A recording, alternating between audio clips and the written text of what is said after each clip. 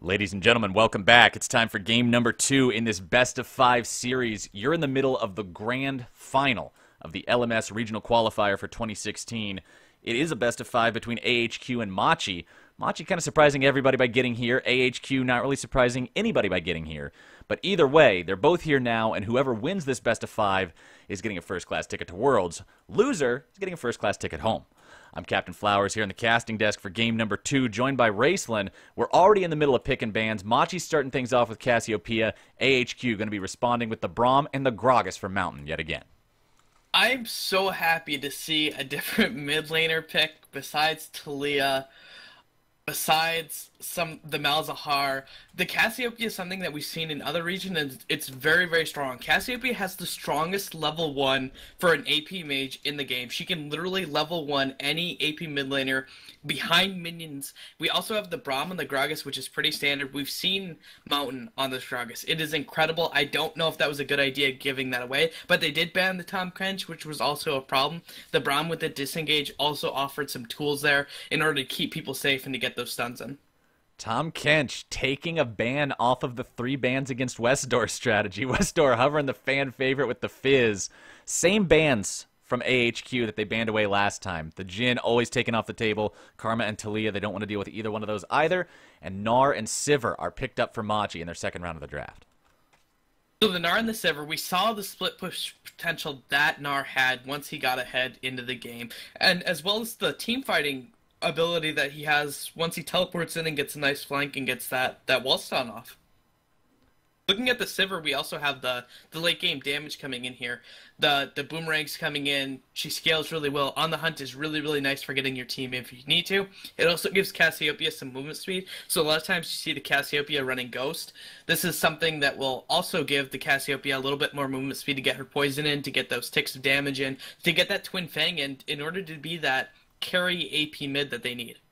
Machi having already stolen away 2 of the picks from the AHQ composition from game number 1, but AHQ already has 2 of them relocked in. We talked about the Gragas already, and Malzahar and Ashe both going to be picked up in the second rotation for AHQ. The 80 carries have switched sides. The 80 carries have indeed switched sides. The Ashe offers some great engage, lots of damage coming in, strong laning ability, especially when paired with the Braum, because you have the increased attack speed that comes in, nice wave clear, you have an initiate, there is no Tom Kench on the floor, so you don't have to worry about someone getting picked and then just instantly saved by Tom Kench, because Machi banned the Tom Kench out. So this gives them an opportunity to engage, and if someone like the Cassiopeia oversteps in the front line and we get a nice enchanted arrow, she should instantly die, especially with the suppression coming in from the Malzahar also, which we've seen what the Malzahar can do. We've seen what Westerner can do on this champion. He's able to push lanes. He's able to make plays happen. Even with the QSS being built last game on the Victor, he was able to still be a useful tool. Trundle and Rek'Sai going to be the final 2 picks for Machi in this draft. Raceland, are you surprised yet? It's Rek'Sai versus Gragas on 6.15. God, I can't wait for 6.15 to be gone. You will not see as much as soon as this patch is done with. Once we get into the next patch, things change. But until then, these are the 2 best junglers. You see the Rek'Sai, and Kai'Zan has been able to sometimes just counter jungle so effectively against a Gragas. We saw it in the last series yesterday, where he was just able to steal every single buff. They only got like 2 red buffs the entire game last year, so maybe he's going to look to do that this game. But I'm also hoping he actually applies pressure with that Rek'Sai. Rek'Sai has the ability to do ganking paths that other junglers are not able to, because he can go through giant walls. The Trundle, the Subjugate, offers a good way in order to steal tank stats from that Gragas if he gets tanky. Depending on the top laner that AHQ picks, they can steal it from that too. And he also has a great pillar in order to slow people or knock people up. Now here's something I'm surprised we didn't get to see last game. Ziv locks in the Gangplank. This is a pretty common ban these days, pretty highly contested pick, and it's one of Ziv's favorites. It's frequently picked by him or banned against him. We are going to get to see it this time around, and it plays into what you were talking about. Dreamer's looking to subjugate a big, tanky opponent, and the top laner's not going to be one of those targets this time. Not at all. And that Gangplank is also going to offer a lot of damage coming to the 3-item mark. Once that Gangplank hits 3 items in 30 minutes, things are going to be really, really terrifying on the side of Machi because they have some engage, they have some disengage on the side of AHQ, and so they can just sit up around towers, they can barrel for damage, they can use the volley for damage, and if they try to get engaged on the hunt, they have the cast in order to just remove people, they have the Braum Unbreakable Will to remove things, and it's just going to be working out quite well. Another thing I like about the Gangplank pick, as you can see the teams lined up on your screen right there, showing you exactly who's going to be matched up against who. The Gangplank creates more of an AD threat. When you got this Malzahar on your team, the enemy is likely going to be wanting a lot of QSS presence, a lot of QSS pressure, the ability to remove that suppress. Well, if you're just building an item that has a modest amount of MR at best and no other defensive stats whatsoever, Gangplank and Ashe are going to have a real fun time once they get in damage range. Not to mention that global ultimate coming in from that Gangplank hasn't been nerfed yet on this patch, I don't think.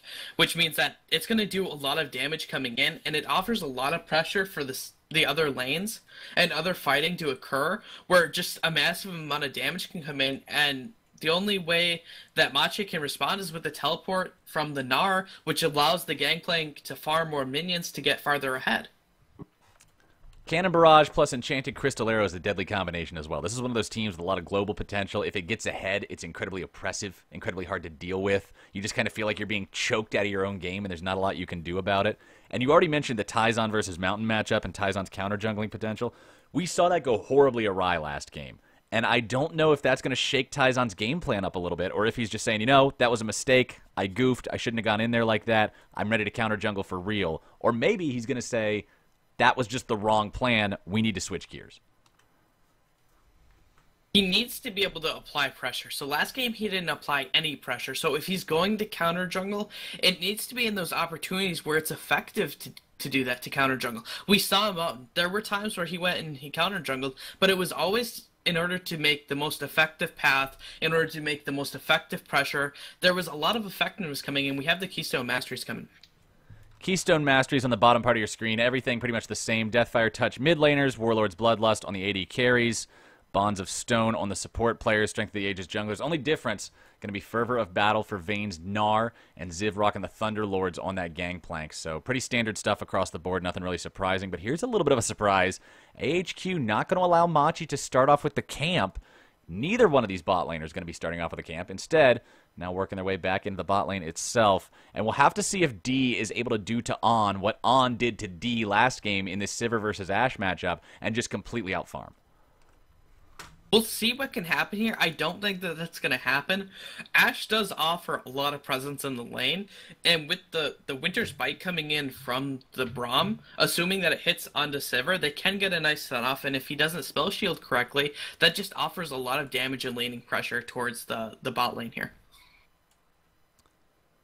Junglers, both just kind of going to be working their way towards the bottom half of their jungle. The blue buff was left up by Tyzon. Likely going to see that donated over towards the mid laner again around level 4 or so. Albus and On kind of on their back foot a little bit here, just allowing D and Dreamer to push things up in the bottom lane.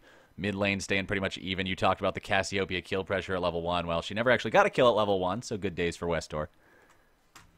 Indeed. Another thing is that the Cassiopeia, if she gets donated this blue buff, gonna be able to put a lot of pressure onto the Malzahar, especially early. But Mountain looks like he rotated around, took the blue buff, but Tyzon, he's doing the jungle thing. Tyzon's doing the jungle thing. Tyzon's doing what Tyzon likes to do. We'll see if these junglers run into each other a little bit. Last time we saw them run into each other in Mountain's side of the jungle, and it was a fatal encounter for Tyzon, to say the least. This time, Mountain's just working his way back into his own territory. Tyzon's going to be doing the same. They're still hanging around the bottom lane, but I don't really see either one of these two going for too big of a play, too big of a gank just yet. More of the farm game. More of the same. More of the farm game, indeed. Right now, it looks like mid lane's being pushed in based on the wave control, bot lane's being pushed in, and then top lane's kind of just going even. Sometimes you see the Gnar picked into the gank, or the Gangplank picked into the Gnar, and it's not that bad of a matchup for Gangplank, especially once he starts to get items and can just instantly farm the waves. Early on, he will have to deal with a little bit of that annoying ranged harass coming out from Vayne's. Being a ranged auto-attack champion's a little bit of an edge in most top lane matchups where you're playing against mostly largely melee champions.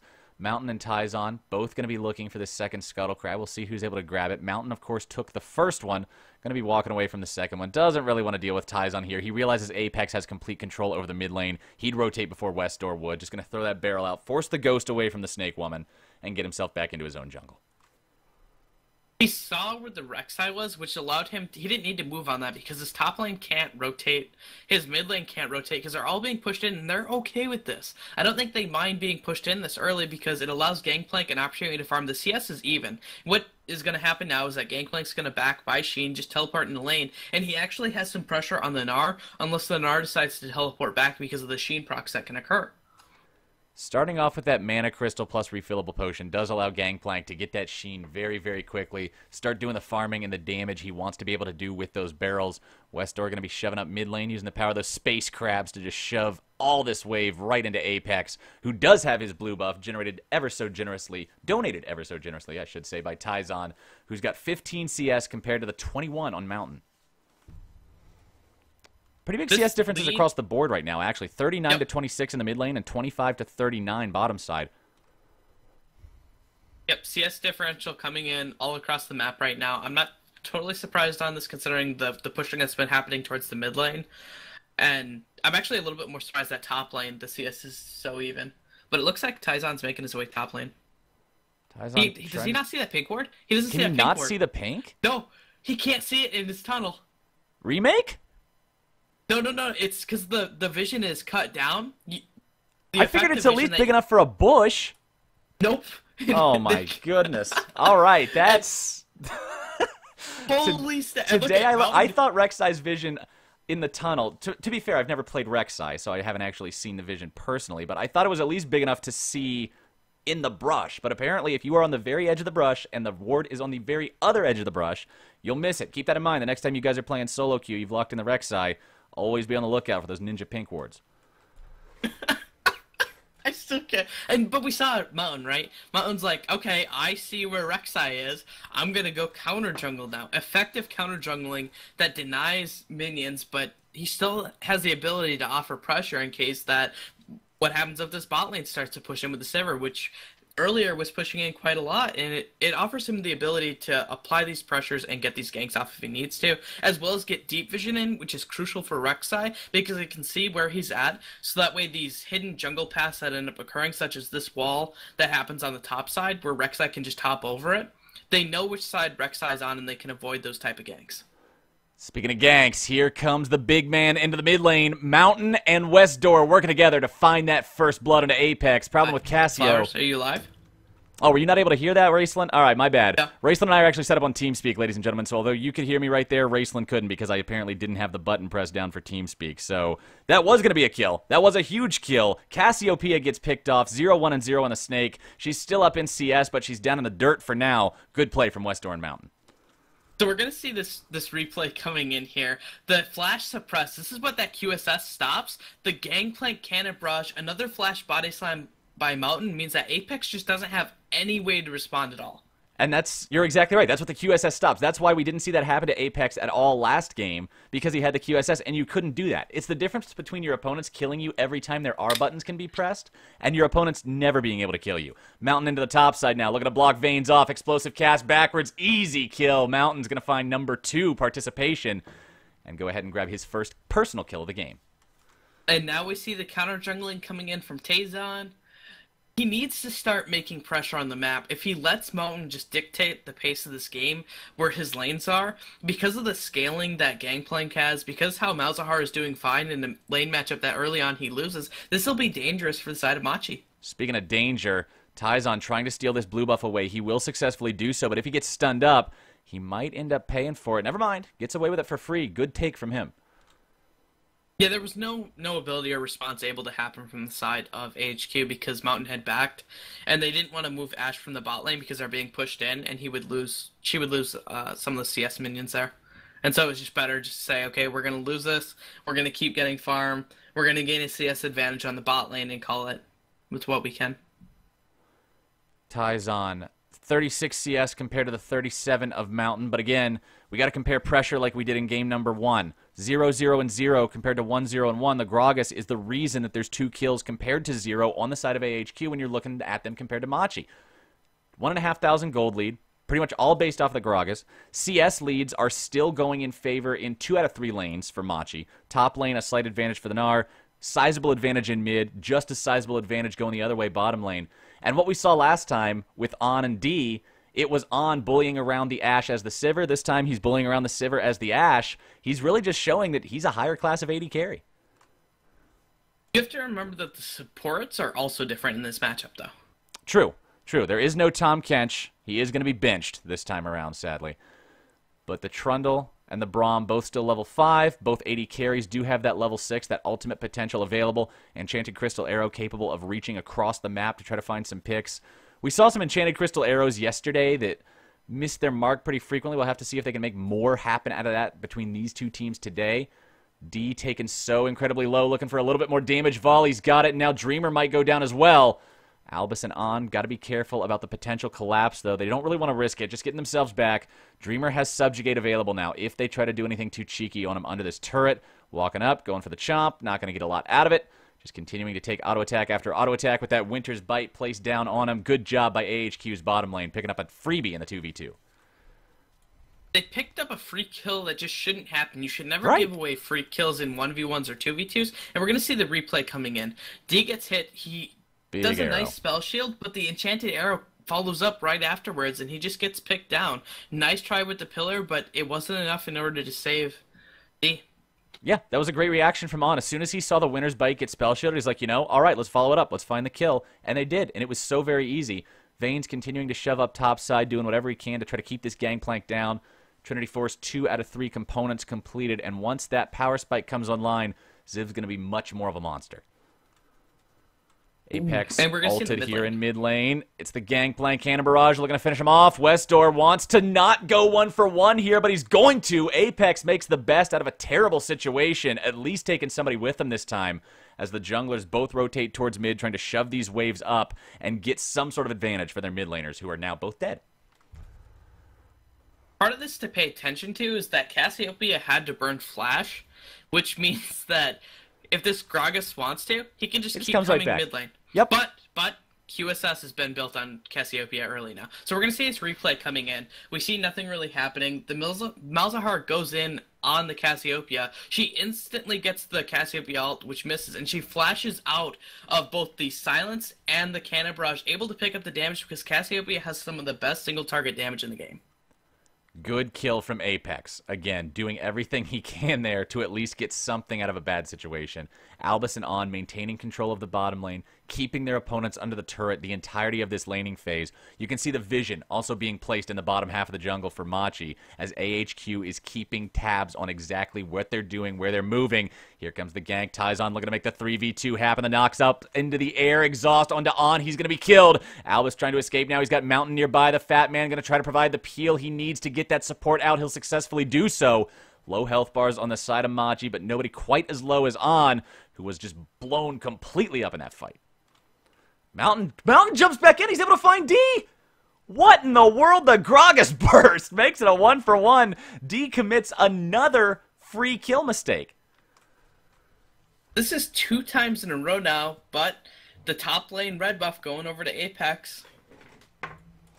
Yeah, Apex steals the red buff away. Great, you got a red buff, but your AD carry's killed himself twice now. That's not what you want to be seeing. D and the rest of Machi got a 1-for-0, and then they just underestimate what the Gragas is able to do. It was a 1-0-1 Gragas. Now we're going to see the 2v1 here in the mid lane. QSS already wasted. Apex, goodbye. Pair of snakeskin boots on that guy as Westdoor and Mountain going to be looking for some turret pressure.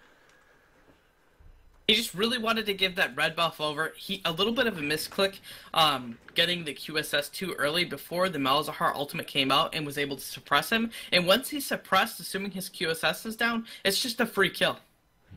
Tyzon trying to hold the line here mid lane, going to continually be harassed by Westdoor and Albus as they just make sure they get the most that they can out of that pick. A 6-2 game now for AHQ. They're up 3,000 gold, 13.5 minutes in.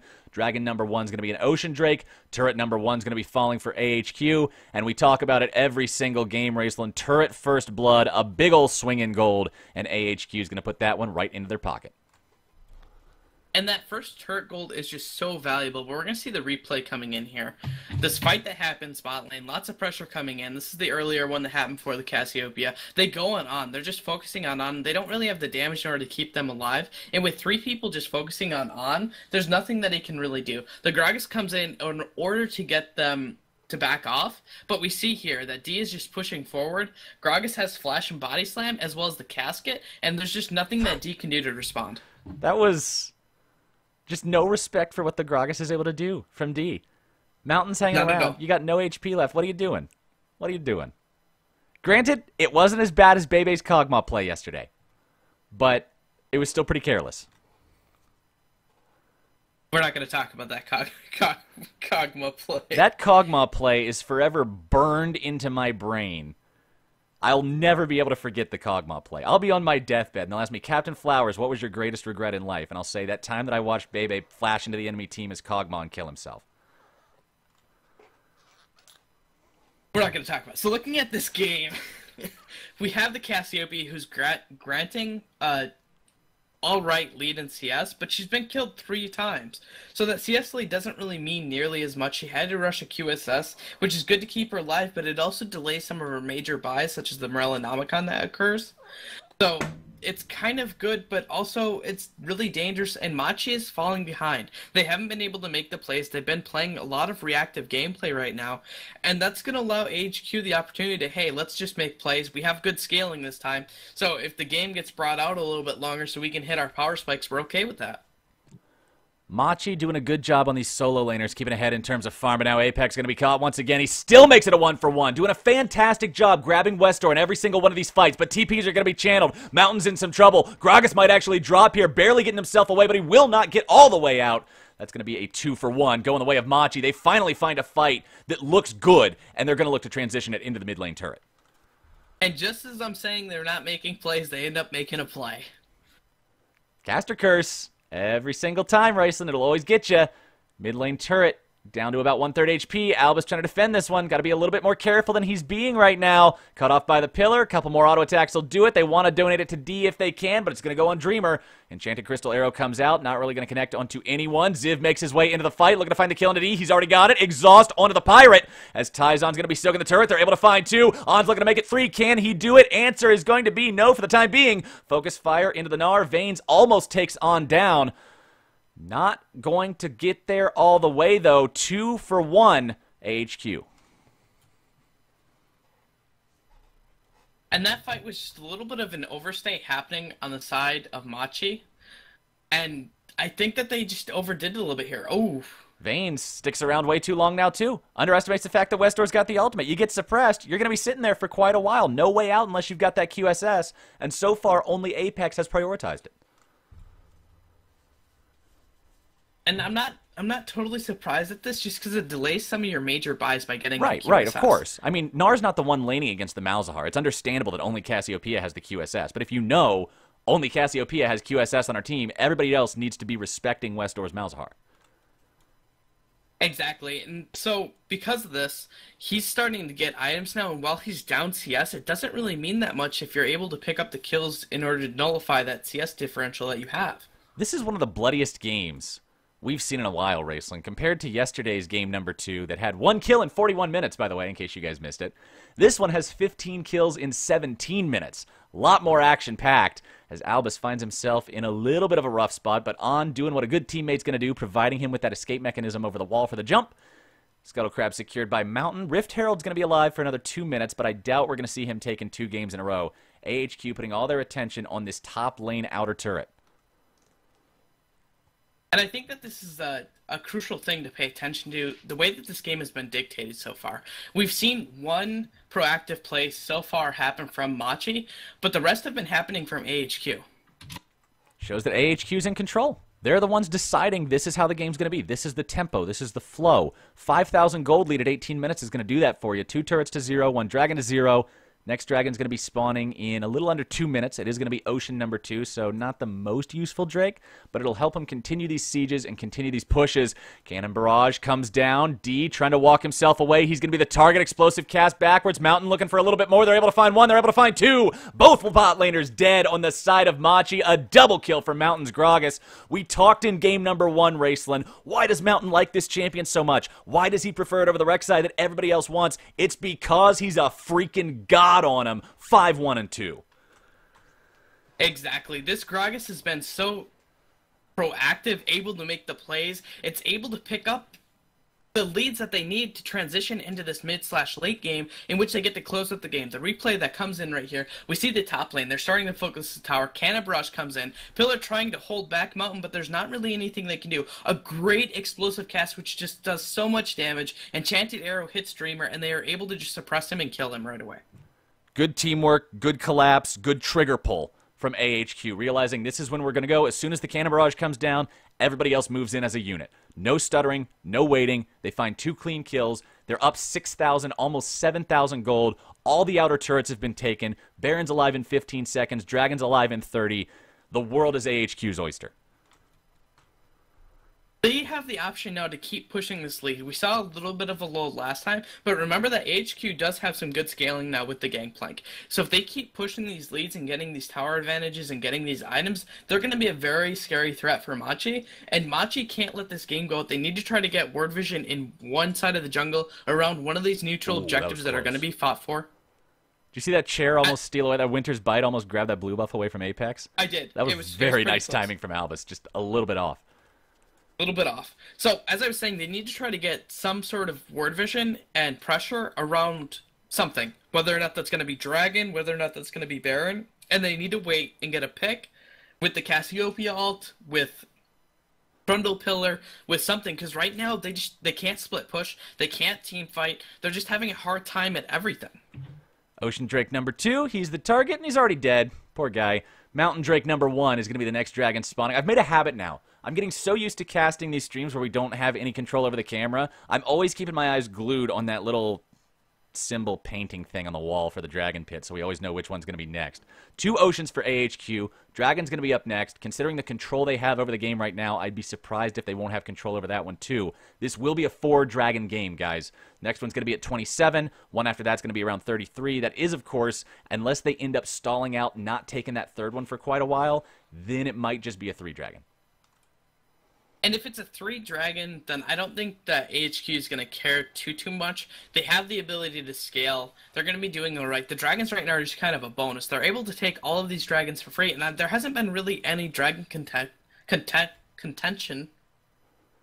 Speaking of things being taken for free, On overextending himself a little bit here, exhausted as he and Albus have to retreat. Teleport channeled by both top laners. Enchanted Crystal Arrow onto Tyzon. Explosive cast looking to knock him back. Glacial Fissure not doing quite as much as they'd like it to. Apex is zoned away by Westdoor. Jungler's already dead. Suppress comes out. QSS going to be used in response, but it's a 2-for-0. AHQ looking to make even more plays. Rotating everybody around the backside of the jungle now. Pings out onto the Baron. Albus and Ziv going to be bringing up the rear on this one, keeping D and Dreamer away. Vaynes is still alive. He's got the Gnar ultimate available if he can get into that big form, but he's going to have a troublesome time doing it.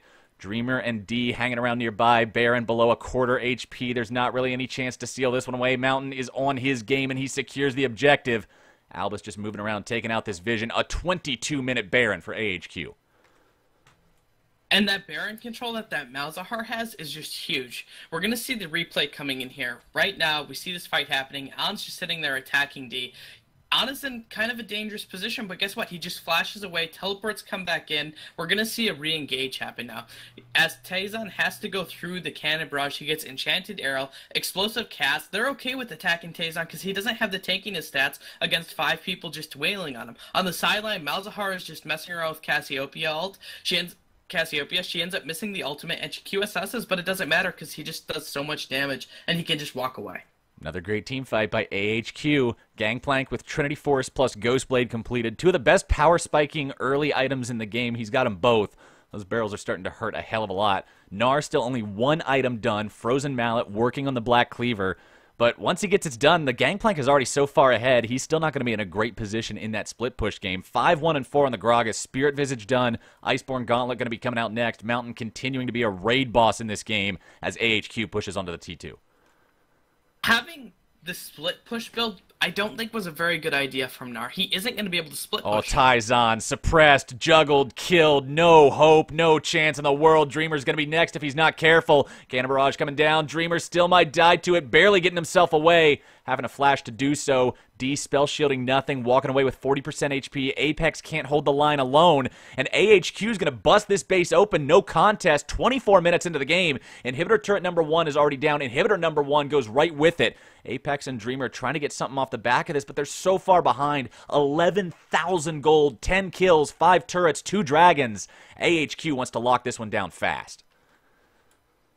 They're able to lock this one down fast. They have the Baron, they have the pressure. There's nothing that they really have to worry about because Gnar isn't going a team fight build right now. He's going a split push build, but he can't split push. They have the team fight prowess. They're able to just keep pushing it. They can push towers because they have Baron. They can do a 1-4, and they're just able to take objectives. And they have such a huge gold lead right now that there's nothing that Machi can really do. They need to hope that AHQ makes a horrible mistake.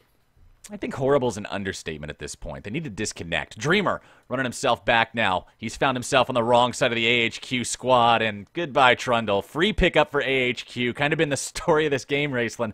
16-5. Albus, Mountain, and On moving into enemy territory now in the northern part of the map. They realize that with the bottom inhibitor down, top and mid are going to be the focus, so why not split up, push those T2s, push those inhibitor turrets, and take this game down before 30 minutes.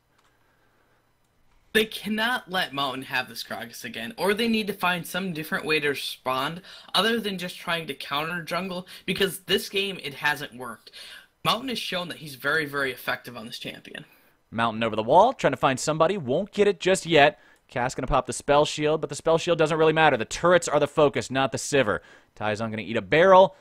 AHQ still looking to make more happen out of this. They got quite a lot of super minions piling up in that bottom lane. That's going to continue to be a threat, continue to be a problem for Machi as they have to rotate bodies down there to deal with those. AHQ just getting themselves out. They decide to regroup, buy, get ready for the next step. Dragon's going to be live in less than a minute here. Earthdrake number 1, again, is the name of this one. 53.5 to 40.5 thousand gold, 13k lead, 26 minutes in. And right now, what AHQ is doing is they're making this game. They're saying we don't want a best of 5. We're going to do a best of 3. Then that's what best of 3 they're where we to win do. them all. Yeah, where we win them all. They've just been so dominating during these games and able to apply so much pressure. Their ward vision, they've been able to deny ward vision. Right now, their ward vision isn't that great, but I'm willing to bet that they end up start pushing forward and get that deep ward vision and then start playing around objectives again. Because right now, the bottom inhibitor's down, which means they can focus top. If they want to, they can send Ziv bot lane and have him help push in the lane, or they can send him mid lane, help him push in that wave too, with bot just auto pushing on its own because of super minions. And it's great. It really is great that they're looking this strong in this match because, again, this isn't the big thing. This isn't what everybody's fighting for. This is a ticket to the thing everybody's fighting for. And considering, you know, LMS is not considered the strongest region in the world. It's not LCK. If you're not LCK, you're not the strongest region in the world because Korea is just always on top of everything. You've got to be looking this strong against your usual opponents to stand a chance on that world stage against the top teams. Dreamer's stunned up. Enchanted Crystal Arrow coming through. The damage comes out. The burst is down. Goodbye, Dreamer. Free pickup for AHQ. Flash forward from On. Looking to find even more. D on the run. On now having to get himself away as Taizan with the flash into the knockup. Here's the suppress. Here's the damage. AHQ finding the team fight all over the place. Apex finds 2 in retaliation, but he's going to fall. An ace for 2 goes the way of AHQ, and they're looking to take game 2 off the back of it. And this game was just so dominating from AHQ. There was nothing they could do. The one team fight that Machi decided to take, they're just so far behind that there's no way they're going to be able to win it right now. And they're just being pushed in and they lost this game. Looking at this next one, they can't let that Gragas through. That Gragas did so much during this game. AHQ might have looked good in game number 1, but they looked great in game number 2. Keep it here, guys. We're going to be back in about 30 minutes. Again, that's the usual downtime between these LMS matches. And once the pick band starts up for game number 3, the stream's going to be live with that again. We're going to go to the loading screen, going to go back to the music. We're going to be waiting until then. If you want to watch the between-game content, you can watch it on the official Garena stream. Then come back here once pick band starts for more English commentary. Keep it right here, and I'll see you soon.